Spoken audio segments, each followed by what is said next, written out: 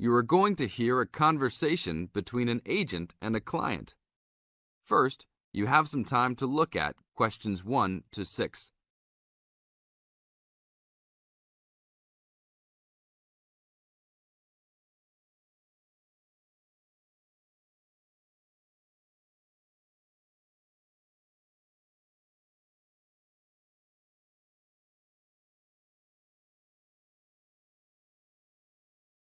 Now listen to the tape and answer the questions. Hello? Hi, good morning. Are you open yet? Yes, we are. Come in. Would you like to rent an apartment in the city? Well, kind of. I'd rather rent one near the harbor if possible.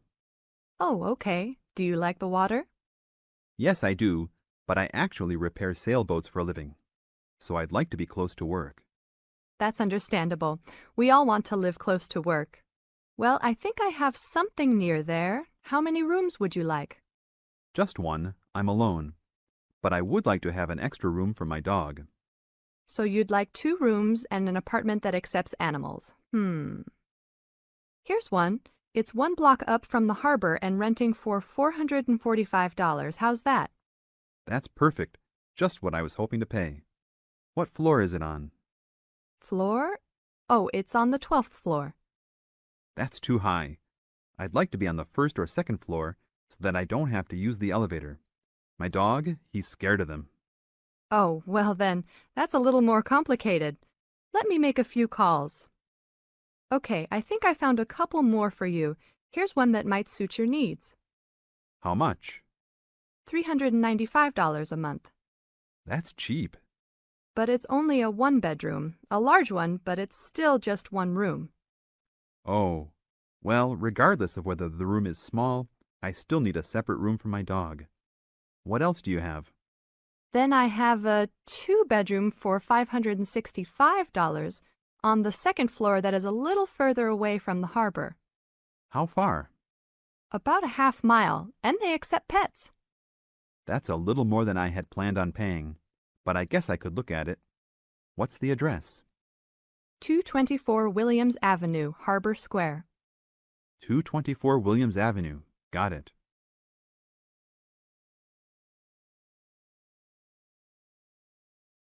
Now look at questions 7 to 10.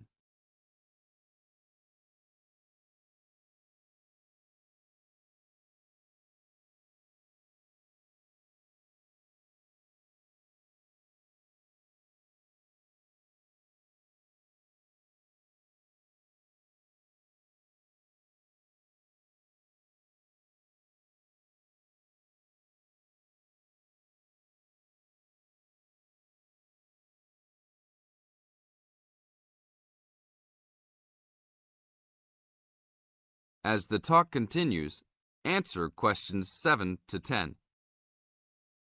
What else is included? Let's see, it has a washer and dryer, refrigerator and stove, a bed, dressers and shelves, and access to a swimming pool, game room, and gym. Ooh, I'll definitely take a look. Hi, how did you like it? It's great. I love the amenities, but the bed and furniture are awfully dirty. Can they replace those before I move in? Sure, that shouldn't be a problem. Anything else? Yeah, I didn't see anywhere to park my car. Is there a parking lot in the basement? Yes, there is. Would you like to rent a space? No, I'd like that to be included in the rent. Oh, well, I'll see what I can do, but I can't guarantee that. Do you want to take it anyhow? If those 2 issues were solved, I would love to take it. That is the end of part 1. You now have half a minute to check your answers.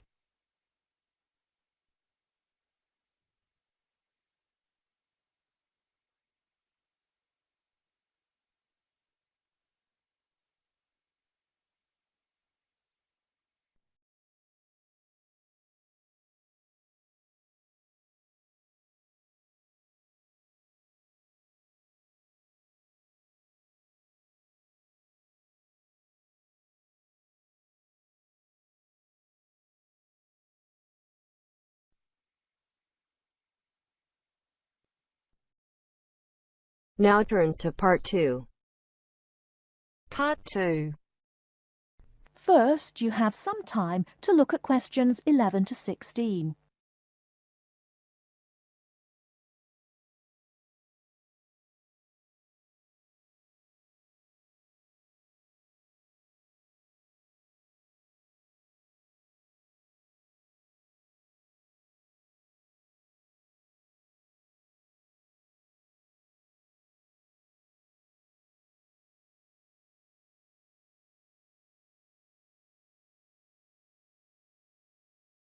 Now, listen carefully and answer questions 11 to 16.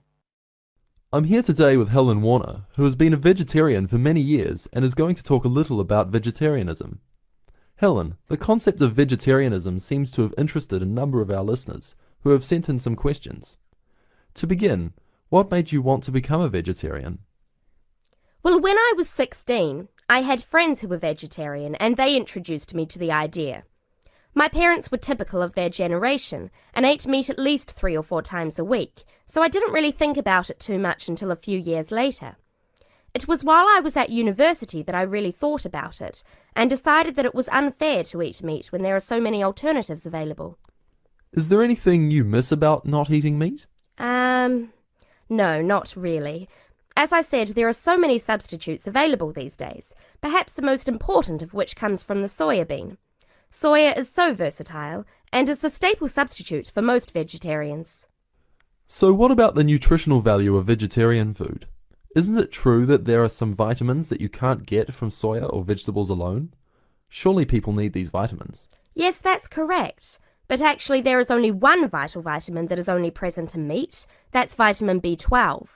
Most vegetarians are aware of the implication of this and actually take B12 supplement in the form of tablets. Of course, the way you cook vegetables is also very important in preserving vitamins.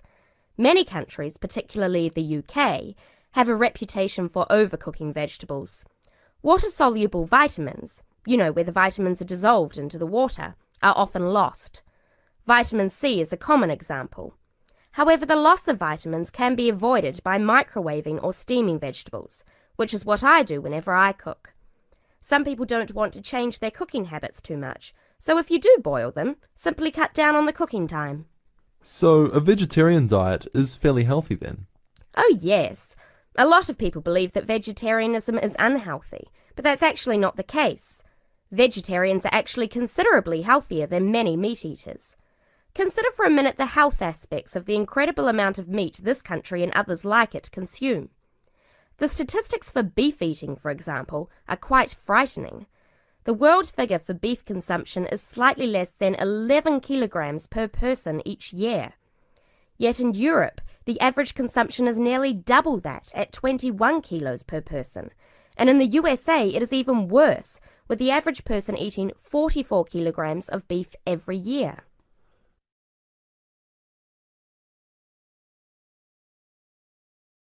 Before you hear the rest of the talk, you have some time to look at questions 17 to 20.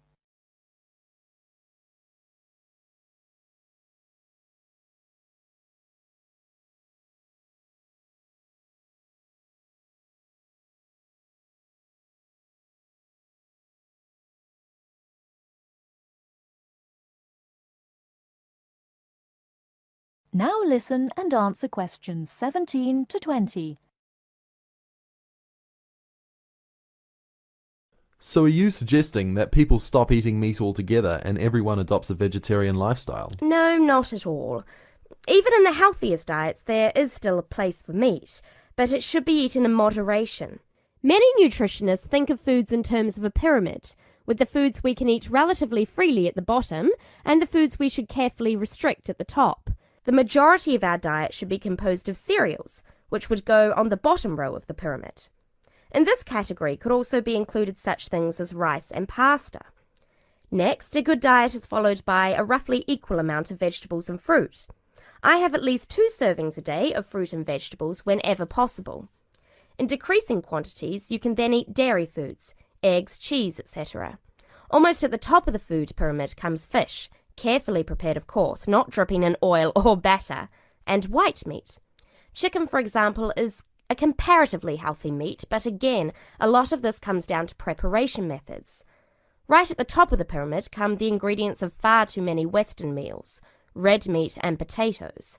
It is particularly in that area that I would suggest moderation. Well, thank you very much, Helen. I'm sure that a lot of listeners are interested in your views. How could they find out more about the health benefits of vegetarian options? Well, there are lots of websites and books on healthy eating and vegetarianism, but it is always important to remember to consult your doctor before making any radical changes to your diet or lifestyle.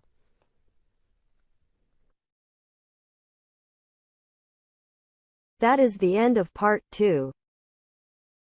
You now have half a minute to check your answers.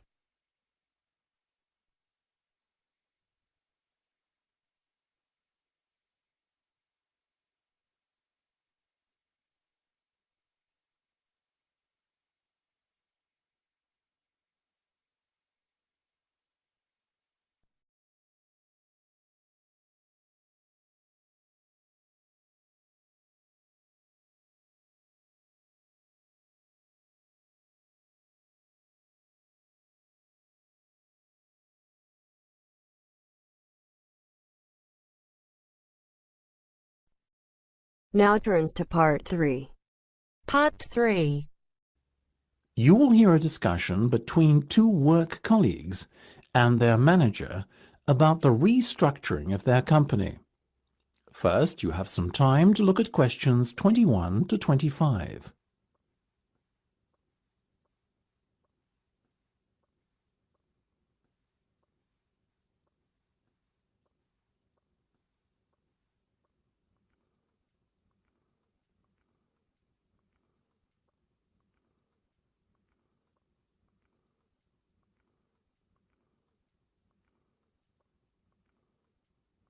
Now listen carefully and answer questions 21 to 25. Come in, both of you. I believe you wanted to talk to me about something, is that right? Yes. Basically, all the staff are concerned about what the restructuring of the company is going to mean for them. None more so than myself and Nam, as we are the newest members. Oh, as I said to all staff at the meeting last week, there's no cause for concern. There will be no compulsory redundancies. All redundancies will be on a voluntary basis. Yes, we understand that, but to tell the truth, we just want a little reassurance that our jobs are safe. Look, Anne and Penny, the company isn't going to be short-sighted and let its bright young minds go. Besides, we've already met our target for the number of voluntary redundancies we want to secure. In fact, there's a waiting list. You know as well as I do that the age profile of staff at this company needs to come down. A lot of our employees are close to retirement age and are just going through the motions until they can take their pensions. That's why we decided on this redundancy initiative. We want to encourage those that would be happy to leave to do so and employ younger, more motivated staff. I guess that makes us feel a little better. But we're also worried about the upcoming salary review. What will it mean for us? Given the fact that the company's motivation for this restructuring initiative is not to cut costs, again, you needn't be worried that there will be a negative effect on your salaries. We are running a very profitable business and we will reward our top performers in the upcoming review. Both of you fall into that category, so you can expect a healthy bonus and salary increase. Simple as that. That's good to know. Another thing on our minds was the fact that with all these voluntary redundancies happening in the next few months, there will be a lot of positions opening up higher in the company. What we were wondering is, will the recruitment drive be an internal or an external one? Obviously, we will recruit internally where possible. That has always been company policy. So, if you're asking me will there be opportunities to gain a promotion in the near future, then the answer is very definitely yes. The type of candidate we would be looking for has a proven track record and is performance-driven. How can we improve our chances of getting promoted then, when the opportunity arises? Well, in the meantime, be prepared to take on additional responsibilities. especially those relating to the management of other members of staff. Obviously, the higher up you go in the company, the more involved you'll be in managing people. What the management team is looking for then is proof that you can work effectively with and manage other members of staff. Before you hear the rest of the discussion, you have some time to look at questions 26 to 30.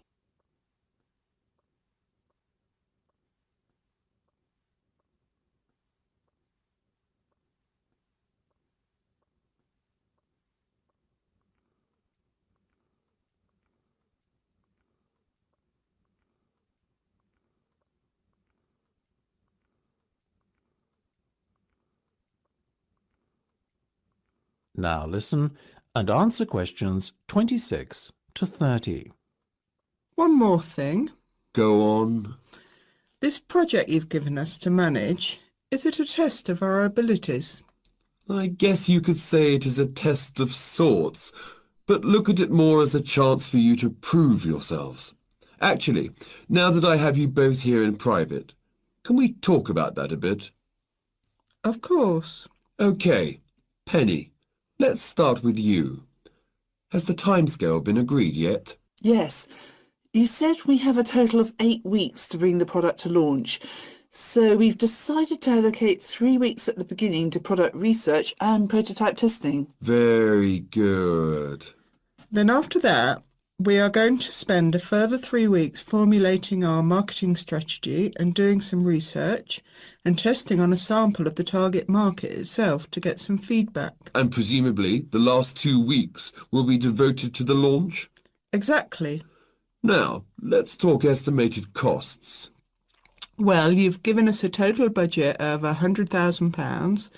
Of that, we're allocating 50% to product development and testing, a further 25% to marketing, and £25,000 will be spent on the launch.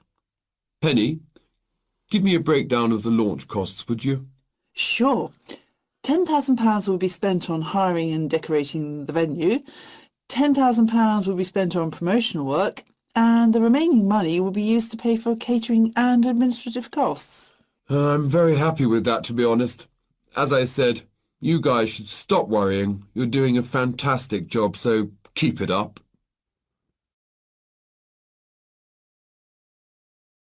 That is the end of part 3. You now have half a minute to check your answers.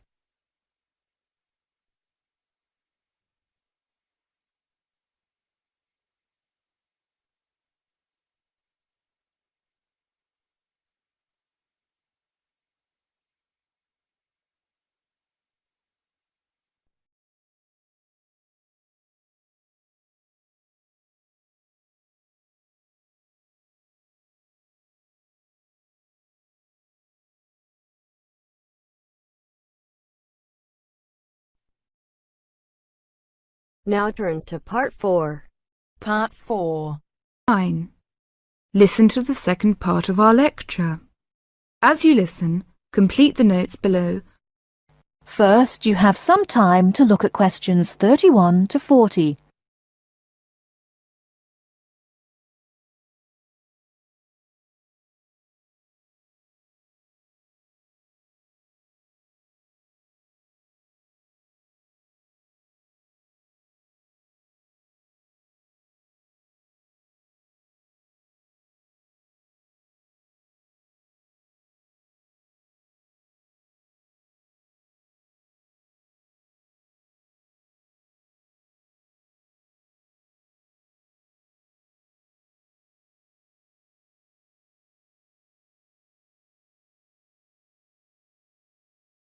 Now listen carefully and answer questions 31 to 40.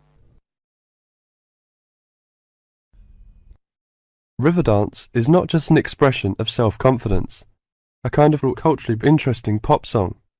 It tells the story of a people through song and dance. It tells the story of the people whose spirit was broken by an event which occurred in the middle of the last century, but continued to affect the society until 1961, the Great Famine. What is a famine? In 1840, The official population of Ireland was 8 million. They were largely poor and living in the countryside. They were beginning to have an interest in independence, and perhaps had things been different, Ireland might have been independent much earlier. But there was a serious problem in the agricultural system. All crops were grown to pay the rent of the land, and all that was grown to eat was the potato. This was fine until the potato crop failed, as it did from 1845 to 1848.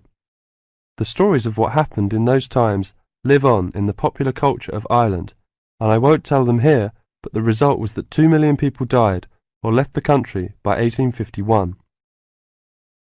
When you realise that the population continued to go down until 1961, you can realise what a disastrous effect this famine had on the people. Compared with China, imagine if the famine of 1960 reduced the population by a quarter and it kept falling to less than half of its pre-famine figure. Anybody with ideas left and went to England, America or Australia. The people left behind were broken by their experiences and, in effect, the famine and its consequences put an end to all serious development in the country until well into this century. The Irish in Ireland lost all hope and self-confidence, and much of our modern culture is about the sadness of that time and the sorrow of saying goodbye to those who left and left well into this century. Ireland has the highest emigration rate of any country in Europe for the last 2 centuries. We even have an expression for this saying goodbye. It is called the American wake. It means the ceremony, like that of a funeral for someone going to America, because you will never see him or her again. Do you know why there is Irish music on the film Titanic? It is because most of the people killed were Irish. The leaving continued until the 1970s, because independence in 1921 was followed by a civil war and an economic depression. Almost every family in Ireland has relatives abroad, and up to the 60s in some places, of a class of 30 graduating from high school all left. Along the west coast, closed-up houses, from that time falling into ruin, are still common. That is the end of part 4. You now have half a minute to check your answers.